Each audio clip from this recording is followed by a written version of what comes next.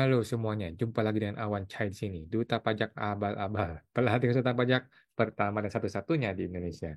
Teman-teman, kita masih mau bahas mengenai TAR-TER-TOR ya, mengenai TER, tarif efektif rata-rata untuk bukan pegawai. Jadi kan ada pegawai itu ada tiga macam ya, pegawai tetap, pegawai tidak tetap, atau bukan pegawai. Jadi bukan pegawai pun kategori PPh satu ya, kategori pegawai. Oke. Jadi dari informasi yang kita tahu, langsung kita ini deh teman-teman ya, langsung gua bukain aja buku PPh 21-nya. Nanti foldernya atau file ini semua tuh tersedia di dalam deskripsi video ini teman-teman ya. Di deskripsi video ini teman-teman tinggal nonton, tinggal download aja, semua file ada di sini ya. Oke, jadi ini adalah buku PPh 21 dimulai dari halaman 95 adalah untuk pemotongan bukan pegawai ya. Ini buku luar biasa ya, 115 halaman dibuat dalam waktu yang sangat-sangat singkat, luar biasa. Nggak ada juga orang yang baca, tetapi gua baca. Kita baca teman-teman ya. Pemotongan bukan pegawai.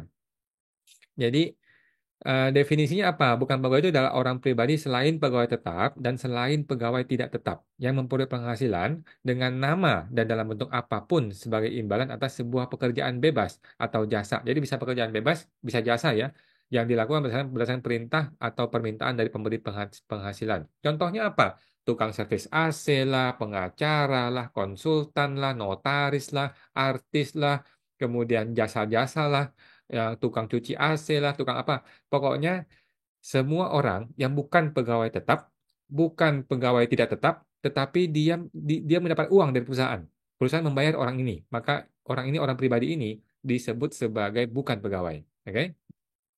Nah, ada perubahan metode metode PPh 21-nya. Teman-teman tinggal baca di sini ya. Jadi metode lama nih ya, metode lama itu ada tiga kategori di sini ya. Jadi yang namanya bukan pegawai itu ada yang tidak berkesinambungan, ada yang berkesinambungan. Kalau dia menerima penghasilan lebih dari satu kali itu sudah boleh dianggap berkesinambungan. Oke? Kalau dia tidak berkesinambungan, dulunya nih ya, dulunya tarif pasal 17 dikalikan dengan DPP-nya itu adalah 50% dikalikan penghasilan bruto. Oke? Yang baru bagaimana? Yang baru masih sama dengan ini sama caranya. Oke, sekarang yang berkesinambungan ada dua macam nih. Eh gue nggak tahu bedanya apa ya. Kayaknya MPWP deh, punya dan tidak punya MPWP. Oke, jadi berkesinambungan ini cara menghitung PPh 21-nya itu yang pertama adalah sama dia ya, tarifnya pasal 17 kalikan 50% kalikan penghasilan bruto, tapi harus dikurangi dulu dengan PTKP kumulatif. Oke. Kemudian ada lagi yang namanya perhitungannya harus kumulatif. Maksudnya begini, kalau bulan ini dia terima 100 juta, bulan depan terima 100 juta, maka yang bulan depan itu perhitungan pasal 17-nya adalah akumulasi dulu. 200 juta dulu diakumulasikan, baru dihitung level-levelnya. Sehingga semakin lama sampai bulan Desember, dia tuh level makin tinggi levelnya gitu teman-teman ya. Jadi diakumulasi. Oke, jadi ada perhitungan PTKP, ada perhitungan akumulatif kalau dia berkesinambungan. Oke, ini ketentuan yang lama, guys. Oke, ya. Ketentuan yang baru bagaimana? Ketentuan yang baru yang bukan pegawai cuma ada satu single tarif, single aturan, yaitu pasal 17 dikalikan dengan DPP-nya adalah 50% dikalikan penghasilan bruto selesai. Ini ada di PMK 168 tahun 2023. Artinya apa, guys? Kita sudah tidak mengenal yang namanya berkesinambungan ataupun tidak berkesinambungan, sama saja. Oke, kita sudah tidak membedakan kalau dia tidak berkesinambungan tidak ada PTKP, kalau dia berkesinambungan ada PTKP. Sudah nggak dilihat seperti itu. Pokoknya tidak ada PTKP. Dan kita tidak lagi membedakan kalau tidak berkesinambungan itu tidak usah akumulatif tapi kan cuma satu kali ya. Kalau dia berkesinambungan maka perlu diakumulasi akumulasi sampai dapetin tarif level yang tertinggi. Sudah tidak perlu juga, tidak perlu. Cukup di bulan tersebut saja. Gitu teman-teman ya. Ini ketentuan yang baru. Ini sangat-sangat mudah, sangat-sangat mempersimpel ya semuanya ya. Tetapi mungkin agak ribet di belakang nanti. Oke. Jadi intinya teman-teman, intinya adalah sama aja seperti dulu, tetapi untuk yang berkesinambungan, dulunya ada PTKP, sekarang tidak ada PTKP. Dulunya diakumulasi setahun untuk naik level, sekarang tidak lagi. Jadi hanya fokus pada bulan tersebut saja. Simple, simple, simple teman-teman ya. Ini betul-betul dibantu sama negara teman-teman ya. Bantu perusahaan ya maksudnya. Oke. Eh, Sekarang kita akan bahas mengenai PPh 21 di SPT tahunan, apakah akan jadi lebih tinggi? Jawabannya iya, teman-teman ya. Jawabannya iya, akan jadi lebih tinggi untuk SPT tahunan orang pribadinya. Oke, ini betul. Contohnya nih ya, agen asuransi contohnya. Komisi dia anggaplah 1,2 M setahun, berarti kan 100 juta per bulan. Setiap bulan, dia itu akan dipotong 100 juta dikalikan 50%. Dikalikan berapa? Kalikan 5% ya. Karena ini adalah tarif level 1. Karena kan dia masih di 50 juta DPP-nya. Artinya masih di level 1 yang 5%. Oke? Tarif level 1. Tetapi ketika dia menghitung SPT tahunan, dia akan kena level yang 30%. Jadi akan luar biasa tinggi nanti ya. Ini sudah konsekuensi guys. Ini sudah konsekuensi. Dia enak di bulanan, tetapi nggak enak di SPT tahunan. Nggak apa-apa, memang begitu konsekuensinya ya. Nah, sebelumnya dulunya itu dia tidak enak di bulanan, kena kena tinggi-tinggi di bulanan, tetapi di SPT tahunan nihil, gitu loh ya. SPT tahunan bahkan nihil, bahkan LB ya, gara-gara ada PTKP kan di SPT tahunannya, atau dia mungkin bekerja di beberapa perusahaan. Jadi bahkan ada LB. Tetapi dalam aturan yang baru ini, yang terjadi adalah kalau dia penghasilan cukup tinggi, justru akan menjadi kurang bayar, bahkan bisa tinggi sekali kurang bayarnya kalau dia eh, contoh seperti ini mekanismenya, gitu teman-teman. Tetapi nggak apa-apa, itu adalah konsekuensi yang memang harus disiapkan nanti ketika SPT tahunan dia masih bayar itu pajaknya. Oke, paham ya teman-teman? Sekarang kita lihat yang kedua.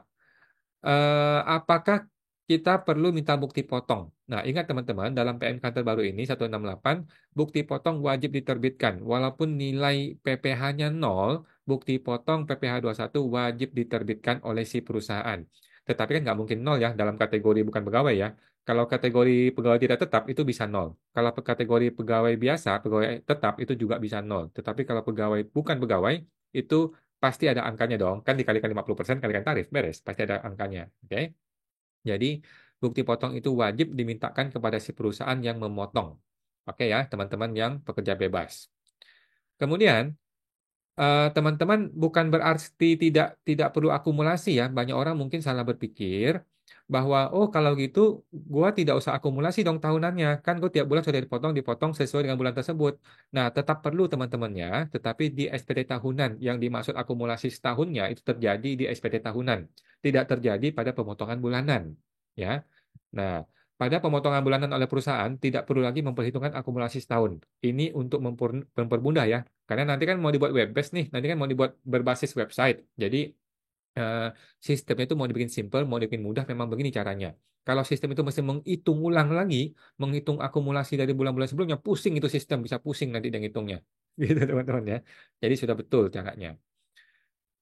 Kemudian, bukan berarti juga teman-teman bahwa tidak hitung PTKP ya. Banyak orang berpikir, oh kalau gitu gue tidak usah hitung PTKP dong. Enggak begitu teman-teman ya. Ini yang tidak pakai PTKP hanya di bulanan ketika si perusahaan memotong tidak hitung PTKP. Tetapi nanti di SPT tahunan orang pribadi, di Anda nih, di kita-kita nih, para pekerja bebas, ketika lapor, ketika menghitung, Anda perlu memperhitungkan PTKP. Tapi Anda nggak usah khawatir, ini semua tuh otomatis by system di e-form-nya Anda, ya, yang 1770-nya. Oke, jadi bukan berarti tidak hitung PTKP, tetap menghitung PTKP, tetapi di SPT tahunan pribadinya. Sedangkan di perusahaan tidak hitung PTKP. Kemudian selanjutnya, teman-teman wajib ya mencetak NPPN yang sebelum 31 Maret, teman-teman ya. Jadi jangan sampai Anda pekerja bebas tidak mencetak NPPN. Anda wajib mencetak NPPN. Kalau Anda bukan pekerja bebas, gimana? Contohnya lu tukang AC gitu ya. Tukang AC kan nggak jelas nih pekerja bebas atau bukan ya.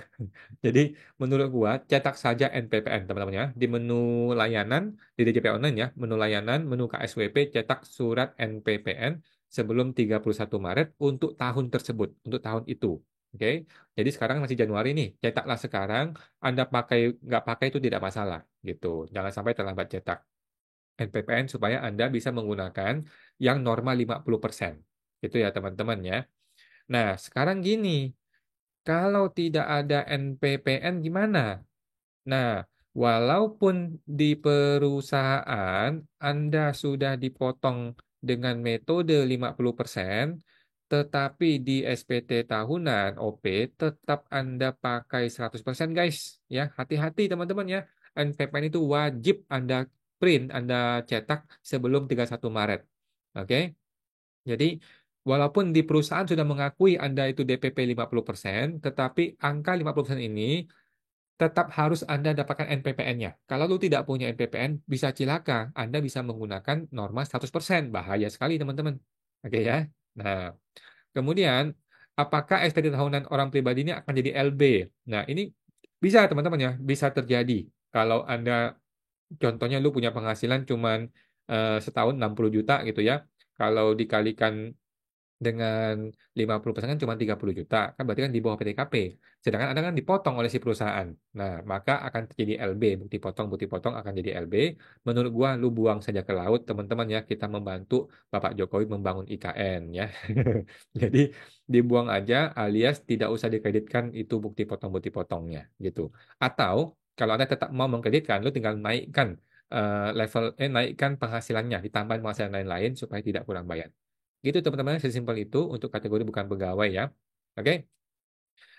Itu teman-teman hari ini dan gue mau promo dulu nih ya. Promo lagi ya buat teman-teman menjelang akhir Januari buat teman-teman yang seorang calon konsultan pajak atau seorang konsultan pajak aktif atau calon mantan yang sudah dipecat seperti gue ya atau petugas pajak atau lu mahasiswa karyawan ya yang pengen sukses berbisnis di dunia pajak akunting hingga mencapai omset miliaran teman-teman. Gue membuka kelas baru program konsultan pajak pinter ya. Di pelatihan PKPP ini, teman-teman akan belajar cara mengembangkan bisnis pajak akunting. Bukan kuliah bisnis ya, bukan kuliah pajak ya, tetapi belajar bisnis teman-teman. Hingga menjadi miliarder di era digital ini ya. Teman-teman akan bergabung dalam komunitas eksklusif nanti bersama gua di PKPP ya. Terdapat video pembelajaran step by step. Dan yang paling penting nanti kita akan berjumpa langsung guys ya, via live coaching interaktif setiap hari, mungkin hari Jumat di bulan Februari ya. Di bulan Februari nanti. Oke guys, manfaatkan masa promo ini ya, PKPP ini adalah acara yang terbaik tahun ini ya, karena memang satu-satunya, nggak ada lagi yang lain. Silahkan daftar teman-teman di website www.programkpp.com ya, www.programkpp.com untuk bergabung sana guys. Oke, sampai jumpa lagi.